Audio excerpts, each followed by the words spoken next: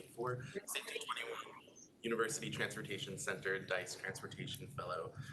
The Smart Safety Connection series is sponsored by Safety 21 University Transportation Center as an opportunity for faculty to showcase their current transportation projects. It's also an opportunity for students, fellow faculty, deployment partners, and the broader community to engage and network with researchers, highlight opportunities for involvement, and foster future interdisciplinary collaboration. Please note, as you just heard, this session is being recorded. All participants' mics will be muted on the call. If you have a question on Zoom, feel free to send it into the chat bot. We'll either get to, or the chat box. We'll either get to it at the end, or if Dr. Harper wants to answer it, then that'll work. If you're in the audience, if it's really burning, raise your hand, or we can talk about those questions at the end.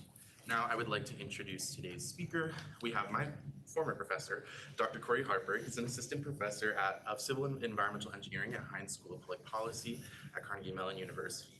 As the director of the Future Mobility Systems Lab, he leads a team of researchers who explore the infrastructure, policy, and equity implications of emerging transportation technologies, such as autonomous vehicles or micromobility. The equity analysis side of his work applies equity metrics to assess how policy and regulation could affect distributional equity of transportation resources.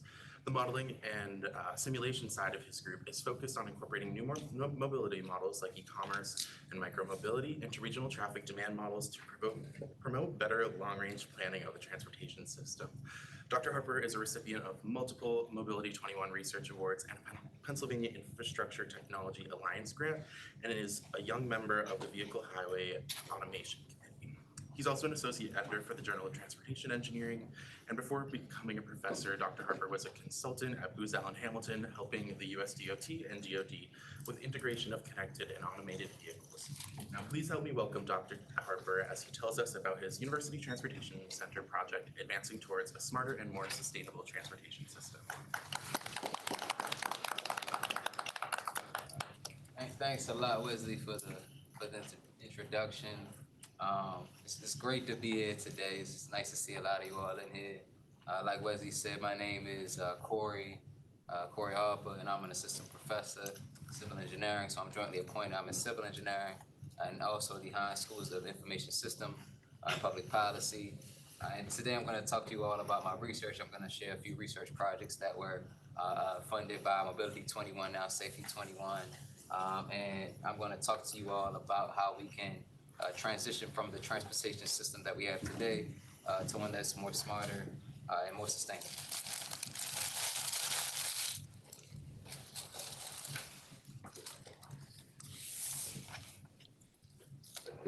All right, so my research uses systems modeling to help stakeholders and policymakers make more informed decisions that could lead us towards a more equitable and sustainable smart city, right? So if we look at this graph, it captures what I think are some really important components of a smart city. So smart economy and living refers to providing people with transportation so they can get to job opportunities, right? Smart design refers to designing cities with people and pedestrian safety at the forefront.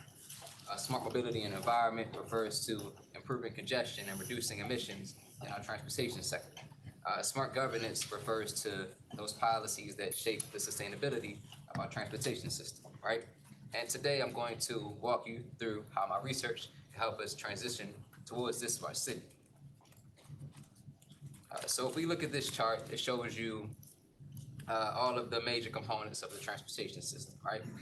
So in the blue, you have your transportation system components, and in the green, you have the components that interact with the transportation system and vice versa, right?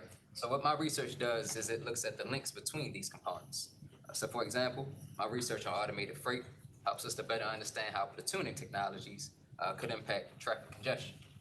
My other research using high resolution rainfall data helps us to better understand how rainfall due to climate change could impact traffic flow. And people are at the top of this list, and that's because the goal of my research is to improve quality of life for people by focusing on emerging trends in transportation. Now, I said I run the Future Mobility Systems Lab. So these are the superstars right now that are doing a lot of the work in my group, right? And they're all focused on different things, right? So, for example, we have Zhu Feng. He's looking at micromobility systems, and how we can, get people out of cars and into more active and sustainable modes of transportation. I'll be talking about one of his projects today. We have Mateo. He did a really cool study looking at e-commerce and what happens when people begin to shop online a lot more and go to the store. That's what happens to congestion, emissions in our urban areas when that begins to happen. I like Amazon Prime, right? But is that good for the environment? What does that do to traffic around the city when you begin to order and order a lot more than you actually go to the store, right? Then we have Lily. She is looking at the transition to vehicle electrification, right? So how does this impact emissions, energy use? How does this impact our power grid and our power sector? Then we have Hao Ming. He's looking at equitable transportation automation. So how do different policy levers impact the ability for low-income minority populations to access shared automated vehicles, right? We talk about this technology a lot, and we want to make sure that there aren't unforeseen inequities, and this doesn't exacerbate inequities that we already see in the transportation system with low-income minority populations not having as much access as more high-income populations. Then we have Sophia. She's looking at different materials, different minerals. We have a lot of shortages right now. We want to transition all cars to electric vehicles. So what's the best place for us to invest in right now with limited materials? And then we have Elizabeth. She's looking at equity in buildings. So she's trying to better understand how transit-oriented development, how that impacts access to transit, right? Transit-oriented development, they did that in East Liberty. It's meant to increase transit access for people in that area, but as we all know, East Liberty is a very expensive area, and it became more expensive with that, and a lot of the Black minority populations were displaced, so we want to better understand what impact that's having on the region. So that's my lab, and those are the superstars, like I said, that do a lot of the work. Really great team of researchers that I have.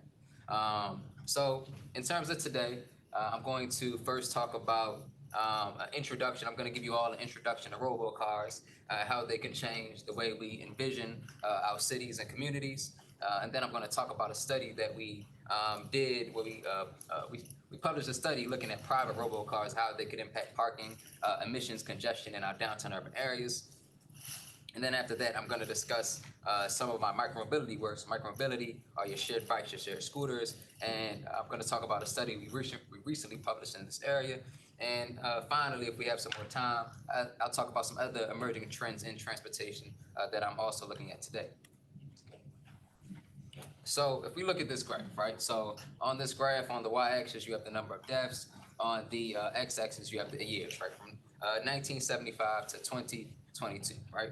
And what this shows is the number of fatalities each year, right? So these are traffic deaths, and in blue and then red, traffic deaths normalized per 100 million VMT, right? So what this graph is showing you is that, let's say, from about, I would say 1980 to, maybe 2010, 2011 or so, you're seeing this traffic death rate go down per 100 million VMT, right? So this is good, right? Because this means that things are becoming safer. If crashes go up, the VMT goes up, then it makes sense because people are traveling more, right? We're seeing the rate go down. This is a good thing because that means our roads are getting safer, right? But, even around 2016, 2015 or so, we saw this rate start to increase, right? And we saw this rate really increase during COVID, right? So during COVID, we saw a lot of spikes, right? So people are traveling less, but the number of deaths that have occurred on the roadway is a lot more, right? So in 2019, only about 36,000 traffic deaths occurred on the roadway, but in 2020, we had about 42,000, right? So I don't know about you, but I stayed in the house a lot, right, during COVID, right? So for us to see more fatalities during COVID than we saw before COVID when people are actually traveling more, there's something going on, right? And today we're actually starting to see a lot more pedestrian fatalities, and this impacts the livability of our cities, right? Trying to transition to more sustainable, smarter cities, right? So this is an issue, right? So just to put this in some perspective, this is about 807 fatalities per week, right? So this is beyond the capacity of a jumbo jet at its highest capacity configuration, right? So a jumbo jet at its highest capacity configuration holds about 660 passengers, right? So in other words, if there was a plane crash each week, it still wouldn't equal the total number of deaths that occur on our roadways each year, right? Now, when a plane crash occurs, it's all over the news, it's everywhere. We have this happening on our roadways each week, and we're still driving, right? So we have to fix this issue. So one potential technology that can fix this issue are connected and automated vehicles, right? They could address some of these safety issues, and they could very well be in our streets and highways within the next decade, right? And we talk about these highly automated vehicles, and we'll talk about some of the levels. But we do have some lower level automation vehicles on the road right now with Tesla and some of the other lane keeping assist, automatic emergency braking. Those are automated features. They're not necessarily automated vehicles where you can get in the back seat, go to sleep, punch in a destination, and it gets you there in 20 minutes, right? But we do have some of these vehicles on the road right now, right? And automakers are marketing cars with these technologies, and they're developing more highly automated technologies as we speak today. And just some examples, right? So car company Tesla has one of the most advanced systems on the roadway today, and they tout that they have the necessary technologies for its self-driving capabilities, but you have to pay about $15,000 for this package, right? We have a lot of pilots going on across the country, right? So technology company Waymo has deployed a fleet of vehicles in Phoenix, San Francisco, and other areas, right? And the United States Department of Transportation periodically releases policy documents for manufacturers and other entities on a safe design deployment of these technologies, right? So you're getting a lot of attention on this technology from a lot of people, right? So the private sector, the public sector, things like that, right? Now, what is autonomous vehicles supposed to do, right? They sense, they plan, and they act, right? So they sense the world around them. They classify things like stop signs, other vehicles, and pedestrians. They plan. Stop signs coming up. What do I do next, right? And the act, right? The physical connection of applying the brake, right? Now, we as humans, we do these things too, right? But the hope is that autonomous vehicles can do this much faster than we can and without getting distracted. So here are the 6 levels of automation defined by the Society of Automated Engineers using emojis, right?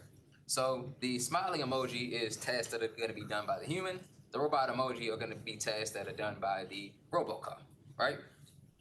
So one thing about automation is that we're not likely going to go from what we have today, which is maybe most cars today maybe level 1, a few cars level 2, to something that's fully automated. Like I said, where you just hop in, put in a destination, and it gets you there, right? So at levels 4 and 5, these are your automated driving systems, your highly automated vehicles. Like I said, you can go to sleep in the back seat. These are going to do everything for you, right? So it's driving and it monitors. The only difference between levels 4 and 5 is that levels 4 has an operational design domain, meaning you can only drive it in certain areas. Level 5, you can drive it anything, right? And operational design domain might be Pittsburgh, right? So car can only function in Pittsburgh. Once it gets out, it may not be able to drive anymore. Level 5 can function here, Washington, D.C., Boston, anywhere else, right? Then you have level 3. This is kind of a gray area. Problem with this is that, so the robocar's driving, it's monitoring, but if there's a request to intervene, you have to be ready, able to fulfill this request to intervene within a certain amount of time, right? So if you're sleeping in the backseat, you got to be able to get up and be away enough to get yourself to safety, right? So this is a gray area, and I don't see too much people focus on this area. Now, what we're really good at is our levels 1 and 2, and we've done a lot of research in this space, looking at the safety implications of this technology. We looked at blind spot monitoring, we looked at automatic emergency braking, and we've seen a lot of benefits from these technologies.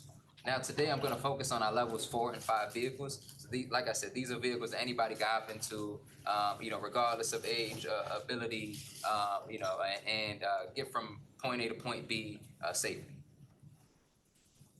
So one of the questions that we're interested in knowing is, transportation engineers, is will people own or share these vehicles, right? So there's the Tesla model where everyone owns their own autonomous vehicle, right? Or will there be some sort of shared autonomous vehicle pod that transports people around the city? Something like, what Uber or Waymo is trying to do, right? Now, in this space, there's a lot of transportation professionals who feel like, well, of course, these vehicles are going to be shared, right? But I think it's important to explore scenarios that don't lead to these outcomes. And if this is the outcome that we don't want to encourage, then we need to be active in understanding it. So as robocars become more automated, we have to think about how the public realm prices parking, right? So in this picture, you have this community in Pittsburgh, right? So let's say this is somewhere in Shady Side, right? So you have houses, you have some parking, you probably have some businesses nearby, right? So in this neighborhood, we price the public realm by requiring residents to pay for a parking sticker, and everyone else can only park there 2 hours at a time, right? So let's say that you decide to park in this neighborhood, right? Decide to park in that spot right there. Come in, you pull your car up, you go to your destination. A parking mate's gonna come by, they're gonna look at your tag, they're gonna look to see if you have a sticker. If you have a sticker, they'll leave you alone. If you don't have a sticker, they're gonna take your license plate down, they're gonna come by 2 hours later. If you're still there, they're gonna give you a ticket, right? So right now we're pricing the public realm in many urban areas by requiring people to pay for a parking permit, right? So this street is near Carnegie Mellon, right? So if it didn't have this residential sign, one could park there and walk 15 minutes to avoid campus parking charges, right? So what happens when you have a robocard that can decouple the proximity value of where it drops you off and where it has to park at, right? So for example, right, let's say I was a guest speaker and Carnegie Mellon invited me here today, right? And I took I drove from the airport to it. I'd have to figure out where to park it, right? I'd have a few options. One of the options is the garage on the other side of the campus near the co-op center, right? Maybe that's about $8 to $10 a day. Okay, fine, I could pay that, right? There's Fruit Street, which might be $2 to $3 an hour. I could pay that as well, right? Or maybe I'm willing to search around for 20 minutes. It's a nice day outside today. Take a 20-minute walk to campus, right? Regardless, there's all some price we're all willing to pay to be closer to our destination, right? So what we did was we developed a model that looked at what would happen if you had a robocar that could drop you off where I want to be and, on its own go search for more distant and cheaper parking elsewhere, right? And before this study, there was a lot of researchers that looked at shared automated vehicles, how they could impact parking. This was the first one that looked at private vehicles. So in order to do this study, we conducted a case study in the city of Seattle, right? So in the green, in this picture, you have your unrestricted parking zones, right? So these are areas where there are abundant amounts of unrestricted parking, where you can park without any restrictions during the day, right? So you can park for 8 hours, 10 hours, nobody's gonna ticket you, nobody's gonna tow you, you'll be okay, right? In the red, you have your parking lots and garages downtown, right? So these places you gotta pay, they're gonna have some fee, whether you park there for, an hour, 2 hours for the course of the day. And in total, we modeled about 67,000 parking spaces. We assume that about half of these are available. So about 33,000 parking spaces were, unrestricted parking spaces were modeling this, right? We model all the parking lots and garages downtown, right? Now, like I said, this is an agent-based model. This means that every single AV has to decide where it parks at, right? In order to do this, we made the AVs a greedy model, right? So the objective of each autonomous vehicle was to minimize total cost to the user, right? And in this cost calculation, what we considered was the round trip cost of driving, right? So if the AV drops you off somewhere, it has to go park, then it has to come back, right? So there's a round trip cost of driving, fuel, maintenance, tires, all these things it has to consider, right? There's a daily parking cost, right? So if I decide to park in the parking lots and garages downtown, there's a cost to that, right? Maybe $5, it might be $10. If I decide to go to a more distant parking space, I'm gonna be driving longer, but it's free, right? It's unrestricted parking, there's no fee there, right? And this is subject to available parking, so the AVs, they don't compete for parking. We assume that all AVs, there's a parking reservation system. All AVs know where parking availability is, and they don't just cruise, search around for parking, they go directly to their destination. And each parking decision is going to have emissions implications, right? You decide to go somewhere, there's going to be some emissions that are generated, right? So we take into account an emissions factor, right? So this is the amount of direct CO2 emitted per gallon of gasoline, and we make sure that we account for the fuel economy, average fuel economy of the average vehicle in Seattle, right? And we look at the empty additional miles traveled, right? So, we have the emissions factor, you multiply that by fuel economy, by the additional empty travel, and you get the emissions for that trip, right?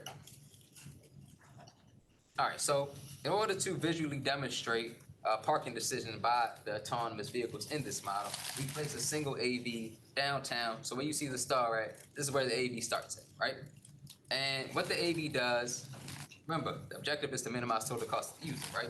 So it ranks everything in order from its first choice to its last choice, right? Its first choice is going to be the parking spot that minimizes total cost, which in this case is the unrestricted parking zone closest to the area, right? It's pretty close, maybe a half mile away, a mile away, but the cost of driving isn't that expensive. So, this is the first choice that it has, right? Now, one of the constraints is there must be parking available, right? It's a pretty small parking spot that's close to the downtown area, which makes sense, right? You get further away from downtown area, you get more parking, right? But this is a small spot, so it says, okay, well, is parking available? But my first choice, if yes, I go with it. If not, what's my second choice, right? So I go to my second choice, then I go to my third choice, so on, so forth, until an available parking spot is found. So in order to assess the economic emissions implications of AVs looking for cheap parking, we increase the penetration rate, right? So here's how everything looks today, right? So in the green, you have some of the higher occupancy rates, right? So pretty much downtown right now, a lot of people are parking, right? You see a lot of green, which means that you see a lot of dark green too, right? So which means that they're pretty full, right? So set between 75 and 100% they are, and on the outside you have your unrestricted parking. Like we said, we assume that these are 50% full throughout the day, right? So let's see what happens as we start to increase the penetration rate. So as we start to increase the penetration rate, AVs begin to leave downtown, right? It makes sense, right? These parking lots, these unrestricted parking zones, they're really close to the downtown area. So it makes sense that the AVs would try to avoid the high cost of parking and go to some of these other zones, right? So, all right, understandable, right? They begin to fill up, right? But I guess the question now is, are AVs willing to drive really far distances to avoid cheaper parking? And it turns out they are, right? So downtown, you don't see any green anymore. All of the parking lots and garages close to downtown have filled up. AVs are beginning to travel really far distances for cheaper parking, right? And if you increase this to 100%, there are no longer any more cars downtown, right? So there's no longer any economic incentive to own or operate a parking lot or garage. And what this shows is there's enough free parking close to downtown that AVs, if you don't design policies to prohibit this, they'll leave the downtown area because it's beneficial to the person driving, right? And a lot of this stems from the fact that parking downtown is really expensive, right? So the cheapest parking lot and garage downtown in Seattle is about $7 to park there for the day, right? And the per mile operational cost of driving an AV is about 25 cents per mile, right? Take into account, all those things that I said, fuel, maintenance, tires, all those things, right? Depreciation, right? Now, the round trip break-even distance for that is 28 miles, right? Now, these unrestricted parking zones, it might be 5, some might be 7 or 8 miles away, right? So, you go there and come back, that's 16 miles, right? So there would need to be parking, it would need to be unrestricted parking within 14 miles for an AV to even consider parking in the cheapest parking lot and garage downtown, right? And I know when I go downtown, if I decided to park there during the day, it's much more than $7, right? So it's likely that this garage fills up really quickly. Then you got to deal with the $20 garage, right? So this would increase by 2 or 3 times, right? So it would have to be no free parking within 50 miles, right? So unless what this shows is unless you design policies, things like that, it's just beneficial for them to leave the downtown area. Drive is cheap, right? Cost of drive is cheap, right? And we see that VMT, so vehicle miles traveled, energy use, they go up slightly, right? And this is just because there are a lot more cars traveling in, out, and around Seattle than there are cars parked downtown during the day, right? So you don't see significant impacts to these two metrics as you think you would see, right? Now, depending on when these cars want to travel, right? So if everybody's coming downtown in the morning, then everyone decides to leave downtown during the morning as well. You could see a lot of corridors where there are congestion today. Congestion would increase, right? So somewhere on the bridges, a lot of the downtown area, the highways, you can see a lot more congestion on those in those areas, right? So they happen during peak hour travel times. Even putting a small number of cars, increasing the cars by 1 or 2% is going to have a really big impact on total travel time, right? So that's what's happening here. And then, we look at other considerable impacts. So Seattle generates about $170 million in annual parking revenue from downtown, right? So this is a really big, cash revenue source for the city, right? So if this happened, we'd have to. I mean, I think they want to keep it, right? But we can also think about other things, right? So what other uses could that space be used for, right? Could it be used for libraries, or could it be used for offices or something like that, right?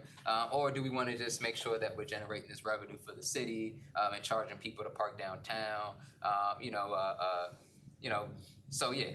And then let's see. So on average, we saw that each AV was traveling about an extra 8 miles per day in the 100 AV, 100% penetration scenario, right? And we talked about this just a second ago, but depending on when they're traveling, there are specific corridors that are going to bear the most impacts. A lot of it just depends on what time of day you're traveling. If there's no traffic and you put cars on the road, it's fine. If there's traffic and you add cars to the road, there's considerable effects to congestion, right? How do we get rid of some of this, right? So do we want to make sure that we're creating a more shared AV system so that we don't have a lot of private cars trying to go downtown? And do we boost transit, right? So do we make sure that there's transit for people to get to their house to downtown? And we don't have this issue, right? So there's some policy considerations to consider there.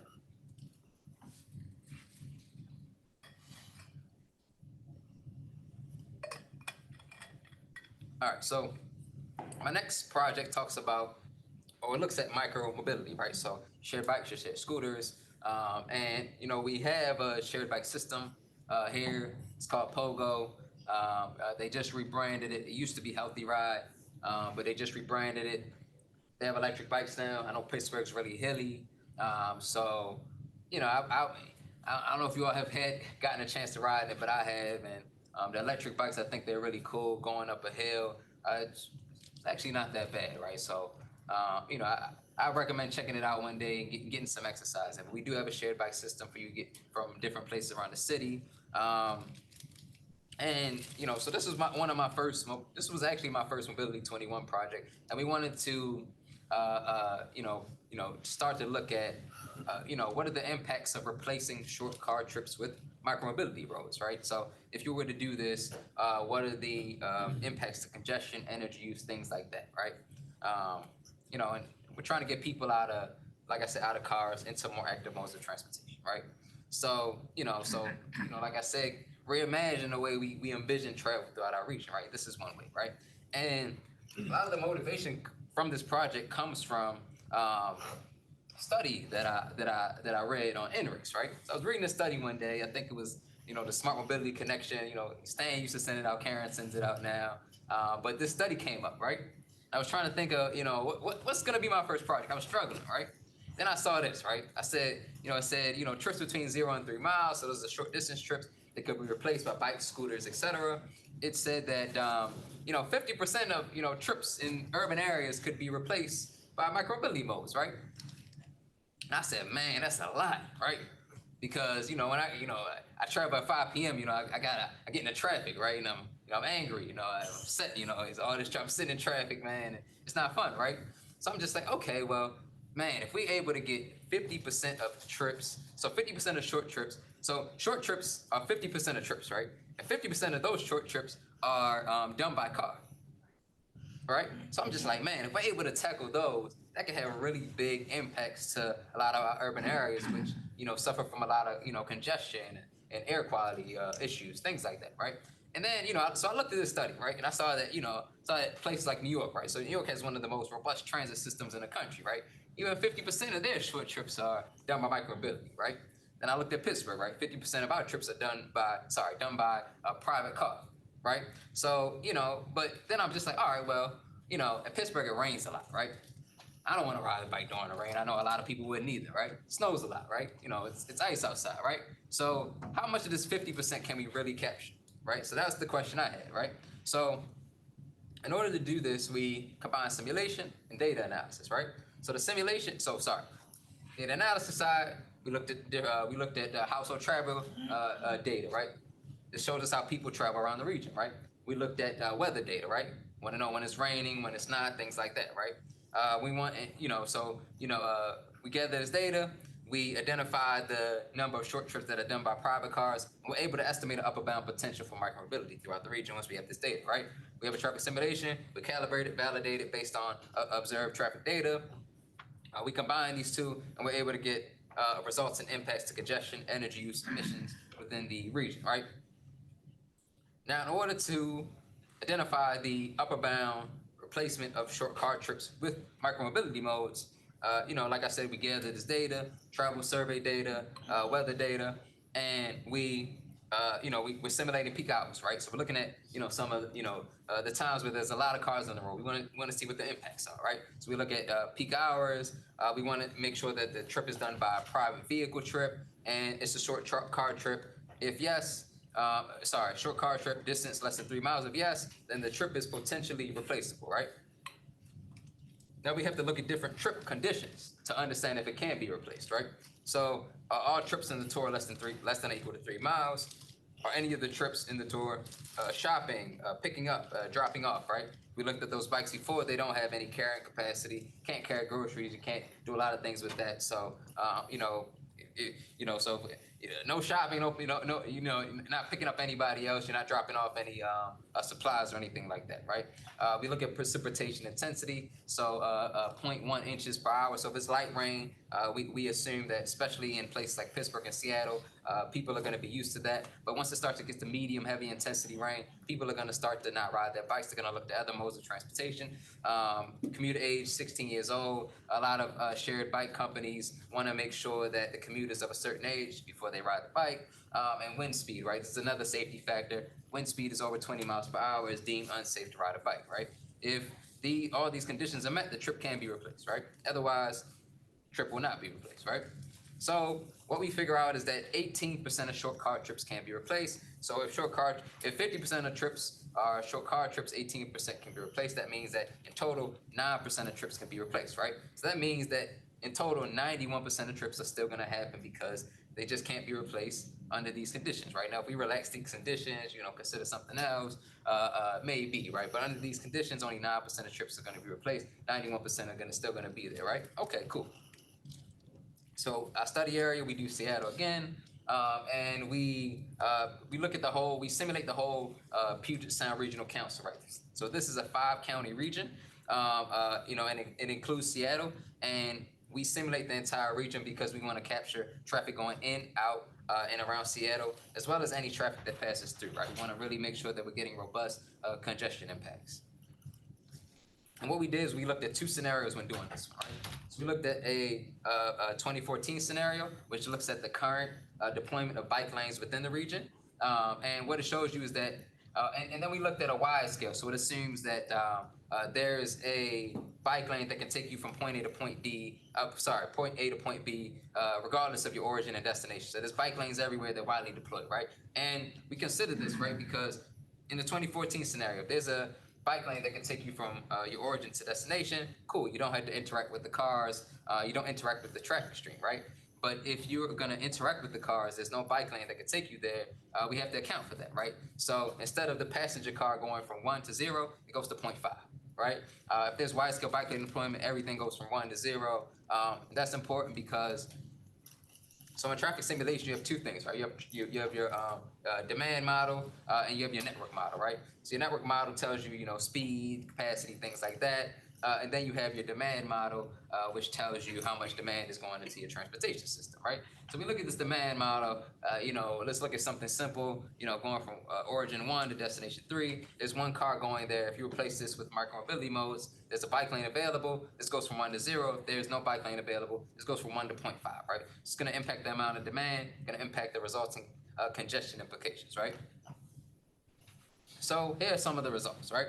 So in the brown scale, this is your wide-scale bike lane deployment scenario. In the gray scale at the bottom, that's your 2014 configuration, right? What we're seeing is that when we have more bike lanes, we see a lot more impacts to congestion, right? So we get to this 10% penetration rate. with micromobility replacing short car trips, then we're able to see pretty big impacts to links that are severely congested in your base case scenario, right? And if we get to 18%, which is your upper bound, we're able to see if you have a lot of bike lanes that, a lot of the moderately congested links now become non-congested, right? So we're able to see some really big congestion implications, even at smaller penetration rates. And when you get to your upper bound, you're able to see, for example, right, 12% less severely congested links, in your urban area during the most, a crowded part of the day, right? So that's pretty significant, right? So removing cars from the network and having bike lanes is gonna do a lot to reduce congestion, right? And a lot of this just stems from the fact that in the traffic simulation, right, what it does is if you have a really congested road, if you add cars, it penalizes it very heavily, right? But if you have a really congested road and you take away cars, it rewards you. The same as it would, you get a greater reward for taking away cars too, right? So that's why we're seeing a lot of these impacts, right? Now let's start to look at, some of the spatial congestion issues, right? And this goes to what I just said, right? So in the base case, if we look at downtown, a lot of congestion, right? We see red, especially on the highways, and especially at a lot of the traffic lights, a lot of the intersections, we're seeing a lot of congestion, right? So this is your base case on the left. Red, severe congestion. Green, there's no congestion, and you see those orange and yellow in between. We go to the upper bound, right? This is a 2014 bike lane configuration, where there are bike lanes in limited areas, right? You see some congestion impacts, right? Up to 5% changes in travel speed, so increases in travel speed compared to your base case scenario. Now, when you get to the wide scale bike lane deployment, you're seeing some areas that have 11% increases in travel speed, right? So, getting more bike lanes out there, making sure that people, if they do decide to switch, it's a safety issue, but also it improves congestion, right? And then we're also seeing that urban roadway is going to experience greater improvements, right? And a lot of this is just because, well, these are short trips, and most people don't get on the highway for their short trips. They take back roads and things like that. So in urban areas where, this happens, we're able to see a lot of pretty good congestion impacts to urban roadways, right? So they're going to get most of the improvements as opposed to your highways, right? And like I said before, the severely congested links, they're going to get the most benefits because they're severely congested, and the model is going to reward you more for moving cars from them, right? So, so this is what this shows. So, for example, on the mildly congested links, we see about on our urban arterials, we see about a 0.4% increase in speed, whereas on our severely congested links, we see about a 1% increase in speed, right?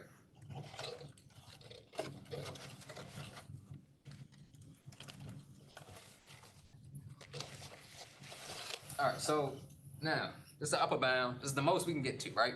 So let's say we get to the 18%, right? Let's say we deploy bikes everywhere. Everybody's riding bikes, right? What's gonna happen, right? We're seeing a disproportionately low amount of change in emissions and energy use, right? So 9% of trips replaced, 2% reduction in emissions and energy use, right? Short car trips don't produce the bulk of emissions during peak hour, right? Your longer distance trips do. So even though it's so even if you got to let's say you're able to get to that 50%, right? You might see like a 15 to 20% reduction or something like that, right? And what this is showing you is that bikes can't do it alone, right? If we want to really meet climate change emissions targets, bikes are good. They're really good for congestion, but we got to start to target some of those longer trips. Otherwise, some of the other implications that we want to get rid of, won't be able to do that with bikes alone, right? So, in conclusion, there's a really large potential for micromobility to replace short car trips, right? So we saw about 18% is the upper bound in Seattle. This is going to change in different places. Somewhere like maybe LA where it's more dry or something like that. It doesn't rain as much. You might get to a higher penetration rate. Well, we're also able to see that bike lanes are going to be needed. So if you want people to switch, you're going to need bike lanes. Safety issue, but also to make sure that they aren't interacting with the current traffic stream and traffic flow, right? Now, short trips are gonna account for a disproportionately low amount of emissions. So, compared to the number, or percentage of short trips that take place. What this is showing you is that, in addition to micromobility, we're going to need a lot of other measures to substantially reduce transportation sector emissions, right? So, EVs, you're going to, electrify the light duty vehicles, electrify heavy duty vehicles, electrify transit, and maybe other things like commuter transit, so that we don't, that take people from some of the outskirts into, some of the downtown areas, right? Commuter rail, things like that, right? So, in order to really get this down to what we want, get this down to, reduce this by 95%, we're gonna have to do a lot more than just bike trips, right? But like I said, bikes are good for health, to create an active lifestyle. They're really good for congestion, right? But we want to really get to those emissions. We're gonna need bikes in addition to other things. All right, so I'll just talk about one more project that we have going on, right? So we recently got a grant from the Department of Energy, and we're looking at charging infrastructure deployment, right? So electric vehicle supply equipment. So this shows Pittsburgh on the left, city of Seattle on the right, and this shows where your charging infrastructure is distributed throughout the region, right? So in Pittsburgh, we see a lot of the charging infrastructure is downtown, North Shore, maybe near the stadium, near University of Pittsburgh and CMU, right? If we look at Seattle, I would say 90% of the charges are downtown and near University of Washington, right? So very densely populated. Most people don't have access, right? Trying to, a lot of automakers, a lot of states like California, they're saying that all, cars sold by this year have to be electric or, plug-in or hybrid or something like that, right? But we don't have the necessary charging infrastructure to promote this transition, right? If you're in an apartment or you're low income, right? You're probably not going to upgrade your, electrical system. And your landlord has, or if you live in an apartment, you have to, your landlord has to do it, right? Or you may not even have a driveway, so you don't have a consistent parking spot to park in every day, right? So, how do we begin to more equitably deploy charging infrastructure throughout the region? What are the impacts to adoption, EV adoption, and what are some of the resulting impacts to health, mobility, and one other cool thing that we're doing is that we're combining transportation and power grid systems. So we're looking at, the impacts to the power grid and how the power grid impacts the transportation system, vice versa, right? So it used to be that these two systems were very disparate, very independent. Now they're intertwined. So we want to look at and see how one impacts the other as we transition to vehicle electrification. So thanks everyone for coming to my talk. If there are any questions, I'll be happy to answer.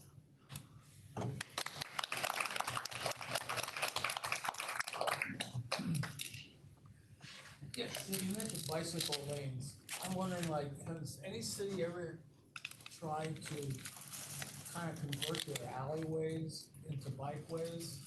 So I think like in the Strip District, between Liberty and Penn, there's an alleyway that goes all the way from basically the 16th Street Bridge, all the way, I think, past close almost to Lawrenceville. And I've ridden my bicycle through there, and there's no traffic, and you don't have stoplights. It just seems so much safer. And I was wondering that if any city has kind of studied that as a good alternate to putting the bike lanes on, the main thoroughfares. I'm not too sure. I could take a look at it. I don't know, Chase, have you seen any of this? Off the top of my head, that sounds like something that Portland would have in some corner some corridor or something like that. So I just don't know about it, but I could see that somewhere, and I know exactly which corridor you're talking about. Isn't that corridor used mostly for deliveries as well? I think so. So you run into that issue. I mean, biking later in the afternoon probably wouldn't see the delivery drivers, but Yeah. you would. Yeah, I think during certain hours you might see people, but yeah, I know exactly what you're talking about. I actually rode to a happy hour with Director Lucas. He was exactly there. Yeah. Yeah, I guess we'd had to maybe look at Portland, some other areas, but Yeah, I don't know what Pittsburgh is planning to do with that stuff. I'm not too sure. I know we have, the Penn Avenue, we just put in some new, bike lanes with like the protected, barrier, but I'm not sure about that exact spot. Yes. I have a question about the bike lanes themselves. Like, I know in Chicago downtown, there's a lot of bike lanes, but also cars choose to park there, or like they turn into them or drive kind of along the bike lane. Is there any solution to that? Like you could probably find a way to fine them or something like that, or ticket them or something.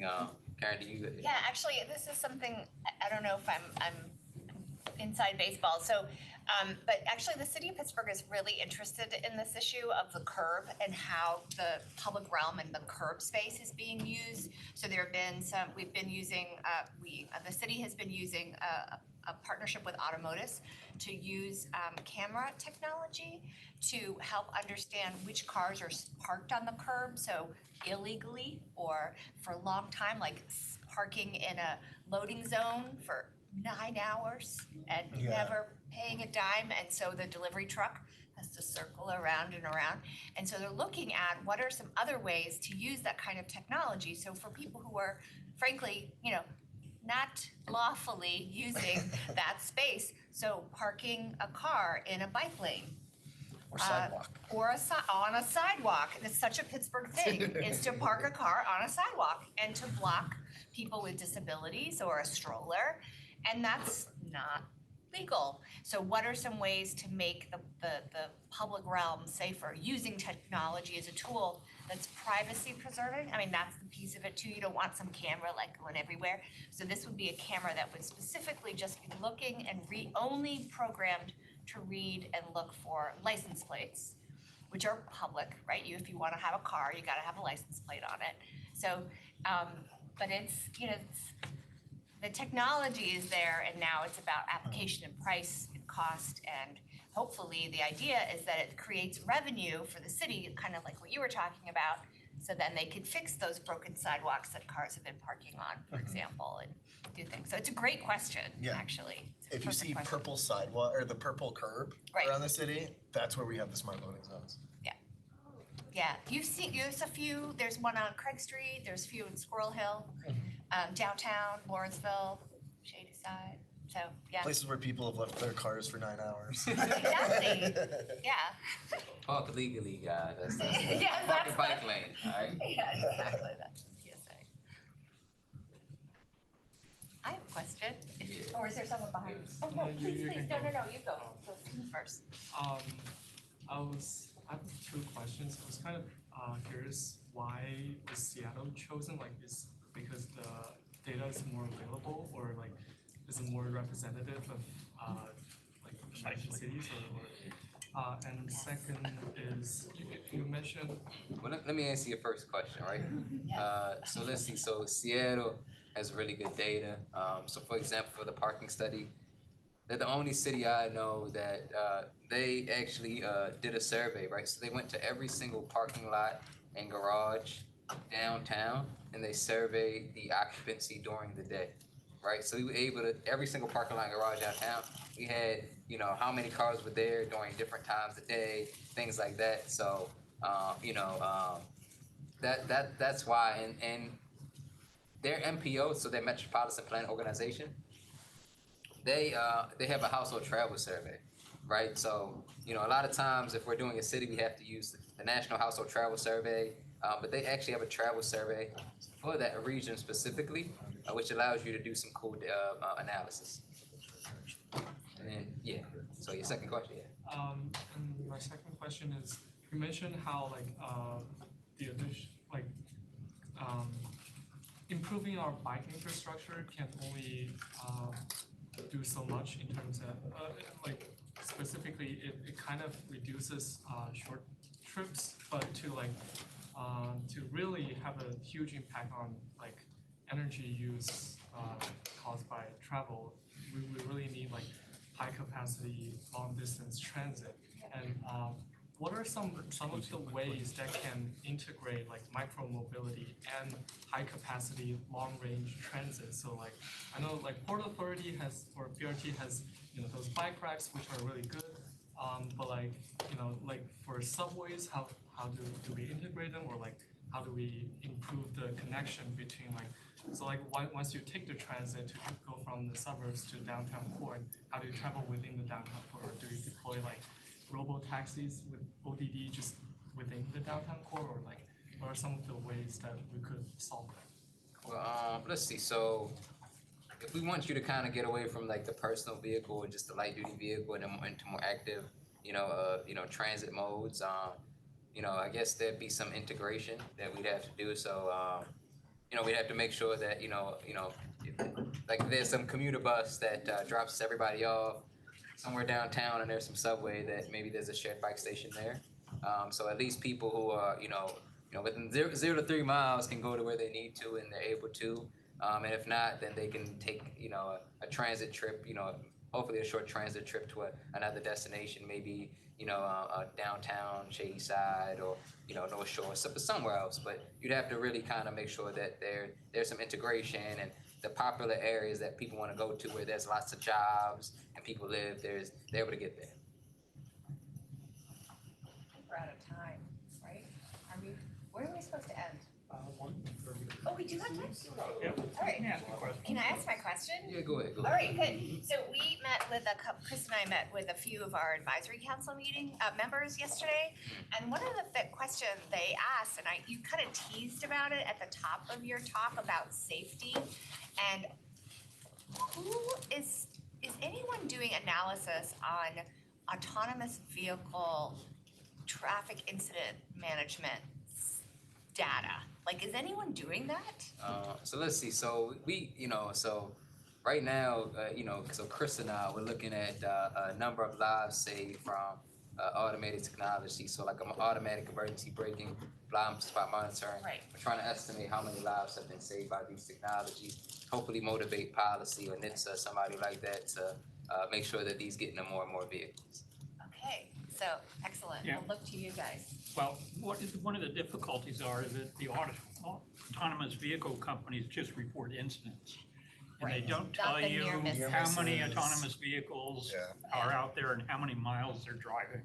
So you get no way of figuring out what are the real risks associated. So the death The per autonomous- VMT Right. stat is not relevant or not enforced. Yeah. So you could change that. You could require that. You could help us require that.